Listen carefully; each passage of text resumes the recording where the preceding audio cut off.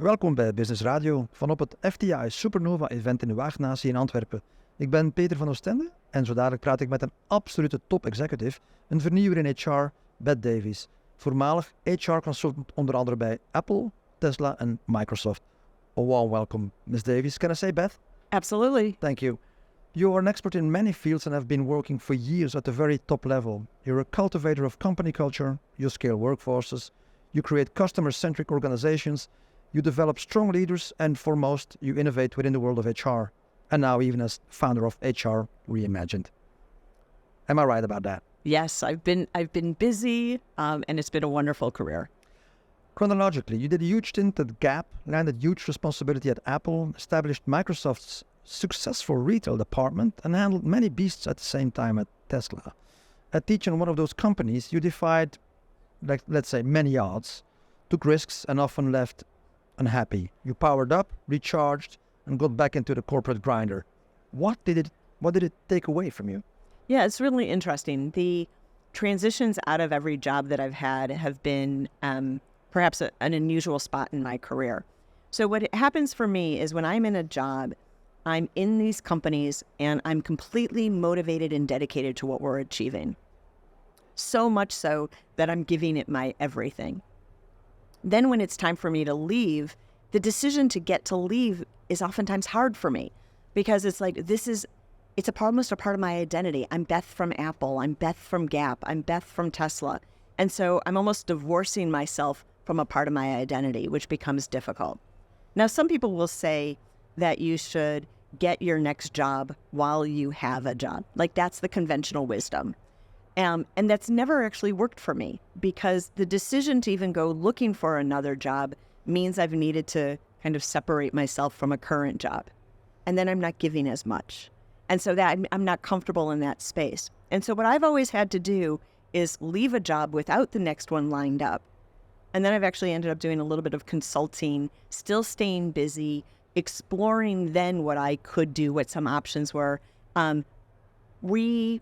finding myself. Because one of the things I did find is when I was in a company, sometimes parts of my personality would change for the company. So I'll give you a real example. When I worked at the Gap was very detail oriented. Like moving a logo a fraction of an inch was important if it was in the wrong spot. So I leave the company and I'm in this transition spot and I'm working on something visual and I find myself trying to get something precise down to this little millimeter. And I'm like, wait a minute, that's not me. That was the company I came from. And so during these transition points, I would learn about the world, but also learn about myself to make myself stronger going into the next job because I would have this sense of me as well as a sense of what was happening new and interesting in industry. I see. Today you consult on a top level with HR Reimagined. Beth, what led you to become the founder of that company? Yeah, my last main job was at Tesla. And when I left there, I really was feeling like I had done enough in the corporate world from the inside. And that thinking differently about HR was really where my passion was. That in too many places I see HR just doing the same thing over and over again. And this idea of reimagining it is not only my own passion and sweet spot, but something I wanted to inspire others to do. And so that became my next venture. When you were at Tesla, your strategy was to really open up to this smart potential workforce, as you describe it. You displayed aggressive challenges that Tesla faced as a company. You basically wanted the candidates, people that you were recruiting, to know that the work would be hard, fierce, and brutal. Was that about being honest and transparent, or about making sure you were accomplishing your own gross margin duties as head of HR? Yeah, it wasn't about gross margin. It was about helping to make the company successful. And bringing in talent is expensive. And you also want the people that you're bringing in to not only be fans of your company while they're there, but also fans when they leave, so that they've had a good experience. And the way to do that is by honesty. So being honest when they're a candidate and saying, this is who this company is, this is how we operate, this is how we make decisions, this is how we get things done. we're not going to be the company for everybody. And better, we all should be able to figure that out during the interview process. But if we don't, and you've come inside and then you figure it out, look, we're not the place for everybody. Let's be honest about that and then part ways. One of the most exciting projects I got to be a part of at Tesla was revising the employee handbook. And so when I came on board, I was wearing many hats. It really wasn't part of my job responsibilities, but it needed to be done. And so I got handed the employee handbook, and it was 56 pages long. Okay. And it started with this wonderful preamble that said, this handbook is for you to help you be successful here. Okay, I like that. And then it says that you work in California. This is an employment at will state, which means we can fire you at any time for any reason without having to give you notice, which is the truth in the U.S. And then it went on for 56 pages of rules. And it was a horrible document. And I said, what if we actually created the handbook that met that preamble, that this handbook is for you to help you be successful here? And so we created this 3.5-page, what we called anti-handbook handbook that said, this is how we communicate here. This is what's expected about how you work in teams. And we were kind of brutally honest. And it even says in the preamble, if you read this and it's not for you, that's okay. There are many companies that operate differently, and you're going to be more successful there. But if this is for you, we're excited to have you as part of the team. And we actually shared that with candidates. It was a public document, just for this purpose of being honest. And the more, too, that you can be transparent about your culture in those ways, the more people can ramp up quickly. And they want to get in there and make a contribution. You want them to get in there and make a contribution. So it's a win-win for both. You brought quite some change there.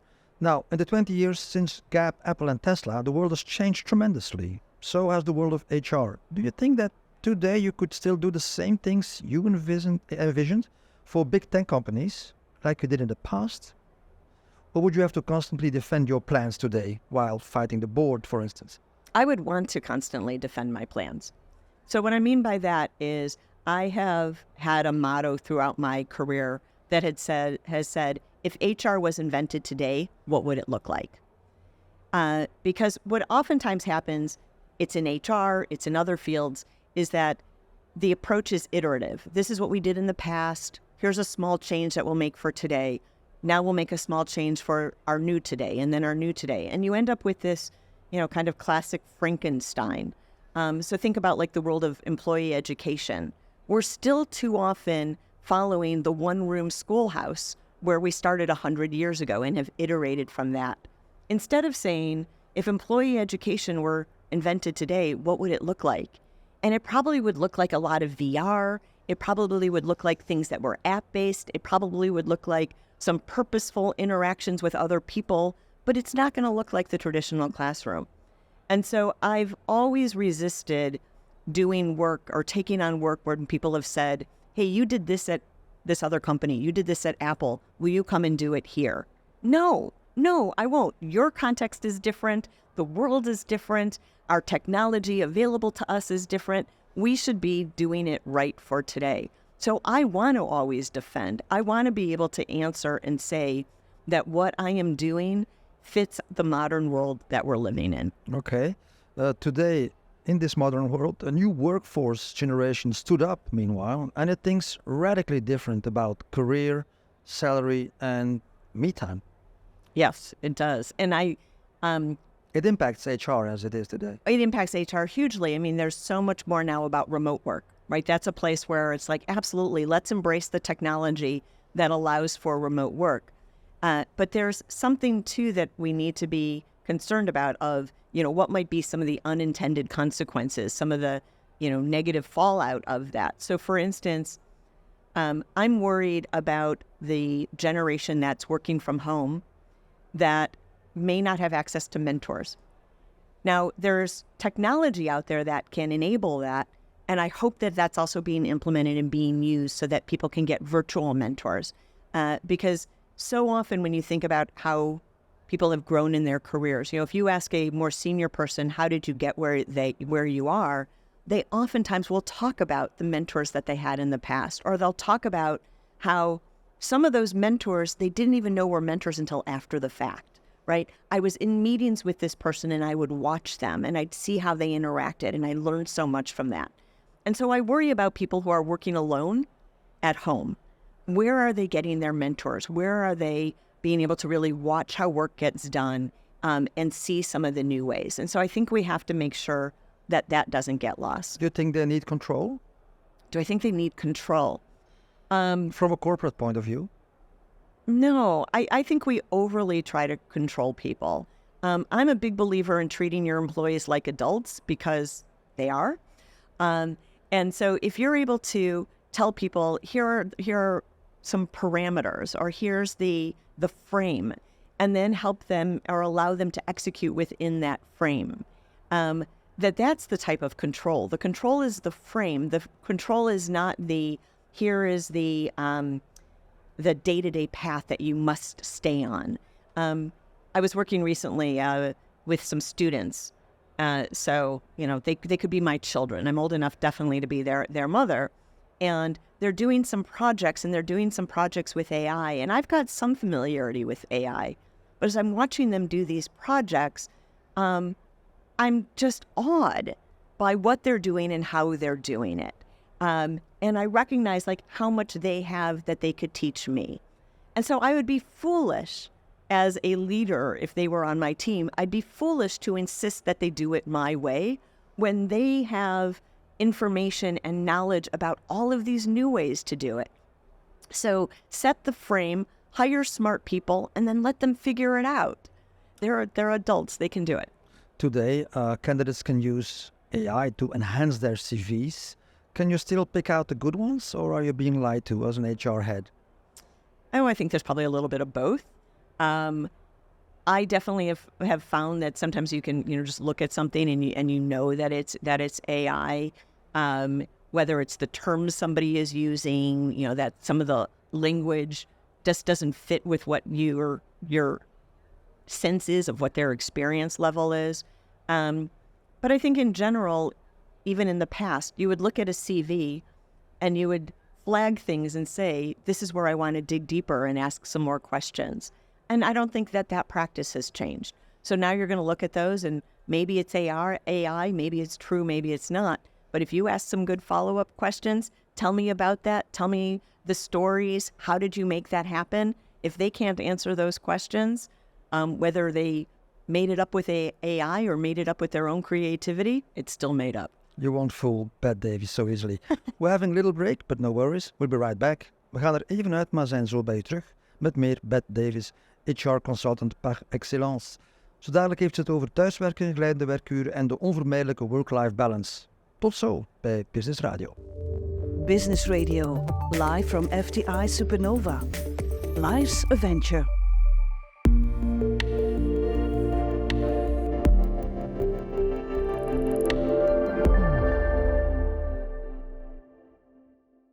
Je luistert of kijkt nog steeds naar Business Radio vanop het FTI SuperNova event in de Waagnatie in Antwerpen. Ik ben nog steeds in gesprek met Beth Davies, oprichter van HR Reimagined en voormalige HR-topvrouw bij Apple, Microsoft en Tesla. From your perspective, what are the most significant challenges facing HR departments today? I think one of the most significant is employee engagement and employee retention. So there's a general feeling that employees aren't loyal anymore, and if offered better money, they will leave your company and go elsewhere. I definitely think, though, that there's a way to overcome that, which is if every company looks the same. So if your company culture is just like every other company's culture, if your perks are the same as every other company, then why wouldn't I leave to go someplace else? But I think if you differentiate by your culture, then it helps with retention. And I think of culture, though, differently than how other people might think of it. Can you discuss the role of corporate culture in organizational success? How do you help organizations build or reshape their culture or to align exactly with their strategic objectives? Yeah, so that company culture has to flow from the strategic objectives. And where I have seen company culture succeed, as well as differentiate a company, is when it is aligned with the mission, and when it really says, this is how we think, this is how we make decisions, this is how we operate, this is how we work together as a team. And so the culture is really these guides for how we're doing business, how we're working together to achieve results. I think now there are too many people, too many companies that are thinking of culture more like perks. It's about having dogs in the workplace. It's about having half days on Fridays. Those are perks. And those, you're going to be the same as every other company that's in your market. If everybody's doing dogs in the workplace, everybody has dogs in the workplace. So that's where I mean that you don't differentiate. But you do differentiate around how you make decisions. If you're the kind of company that always operates collaboratively, that's going to be different than a company that says, we trust you, we want to move fast. So make your decision, try it, fail fast, move on. Those are going to be two very different companies. And that's okay. And that's what I was saying before about the idea that some people are going to be more successful in one than the other. Personally, I'm going to be more successful in a company that says, we trust you, go, run, try something. If it doesn't work, that's okay. I'm more successful in that kind of company than one where it's about heavy, let's build consensus. That's just not my nature. Do you think there is still room for mistakes in large companies? Or are the digital transformation and automation processes deleting any room for error, even in HR? I think if companies are eliminating mistakes, they have put themselves on a path for failure. So mistakes are opportunities to pivot, learn, grow. So, living like I did for many, many years in Silicon Valley, Silicon Valley has a culture of fail fast. And that really is the way of thinking for success, right? Let's make our best judgment based on the facts that we have here, but let's not overanalyze something. Let's try it. If it doesn't work, if it fails, it doesn't work, let's pick up, learn from it, and move on. I saw just last week, there was the third rocket launch at SpaceX. I think it's of Starship. And it went further into orbit than any of their previous launches, and it blew up on re-entry.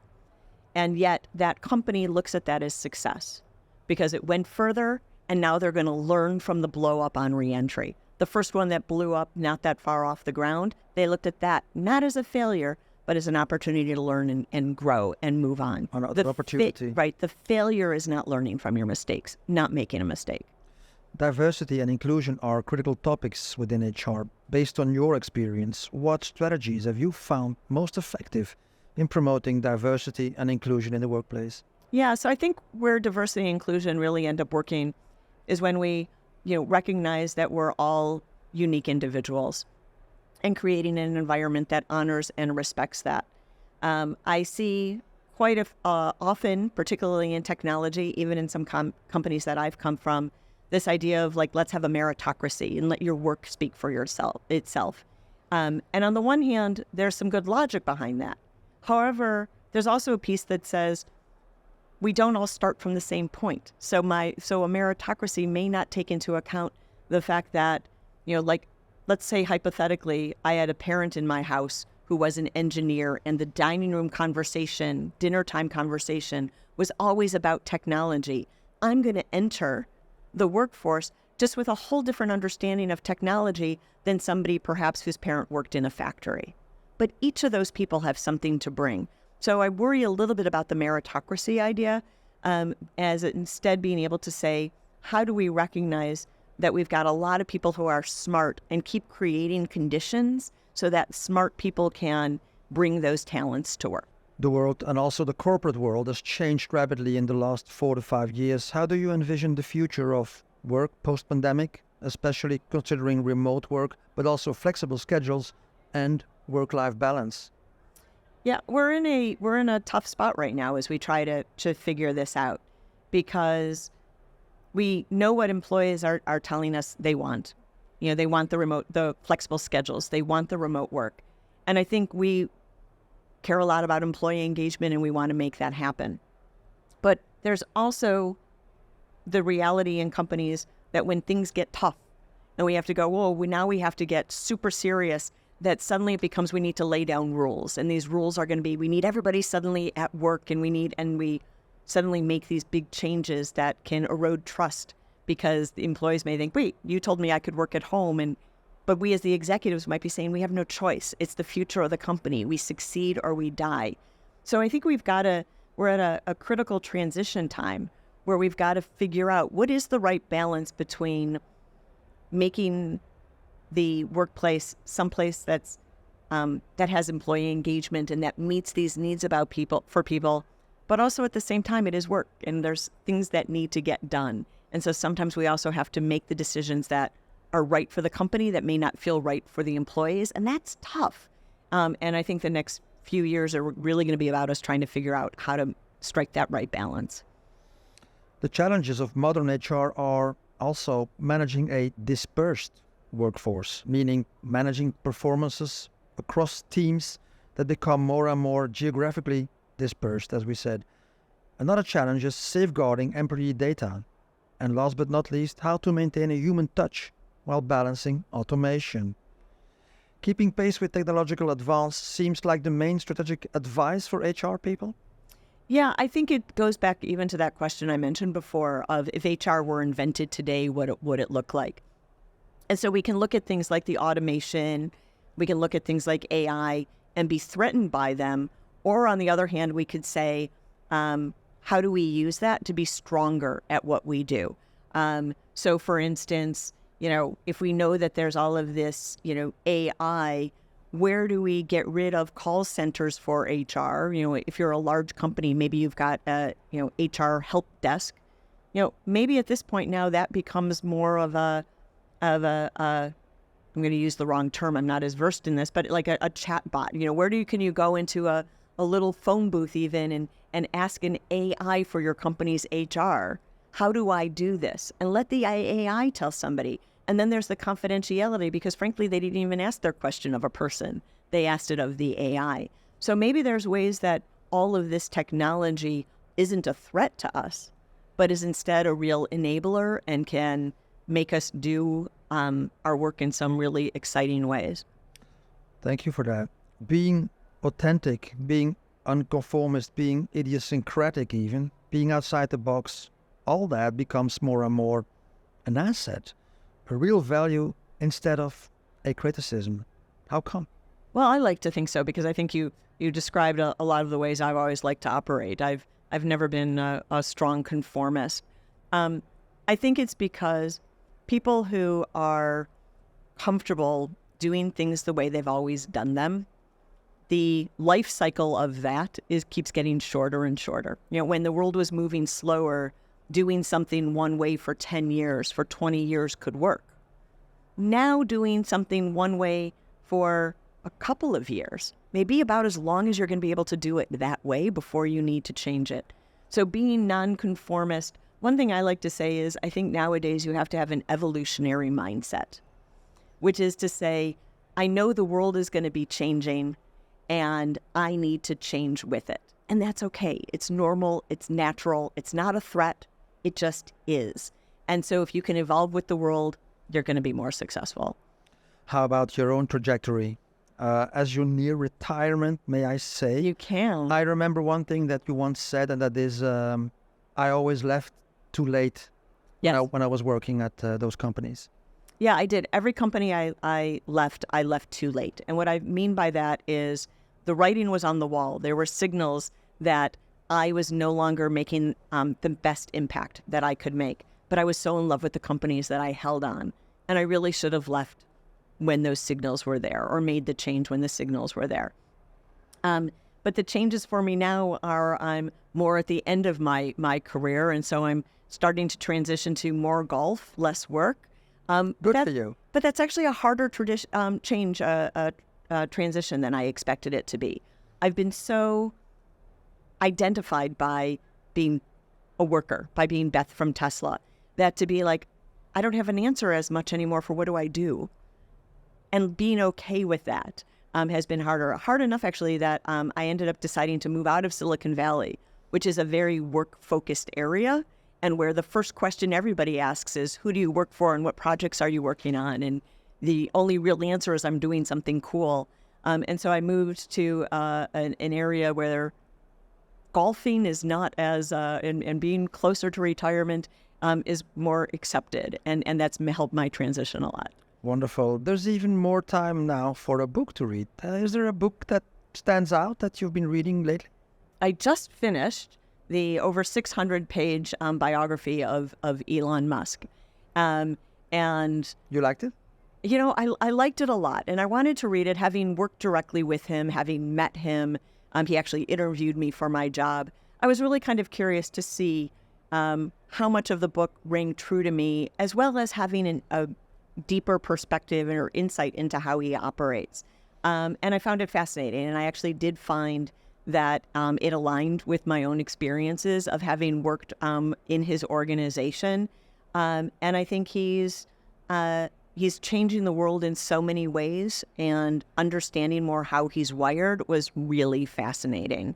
So I would recommend the book. It was fascinating. It's very long, but fascinating. I thank you, Beth Davies, founder of HR Reimagined, for this enlightening conversation and the insight into your long career in HR. Thank you very much. Ik bedank Beth Davies, oprichter van HR Reimagined, en wat een carrière in de wereld van human resources. Dank dat u luisterde. U vindt ons terug online en in de app van Business Radio Vlaanderen, voor wie alles opnieuw wilt bekijken. Tot de volgende. Ciao. Thank you. It's been a pleasure.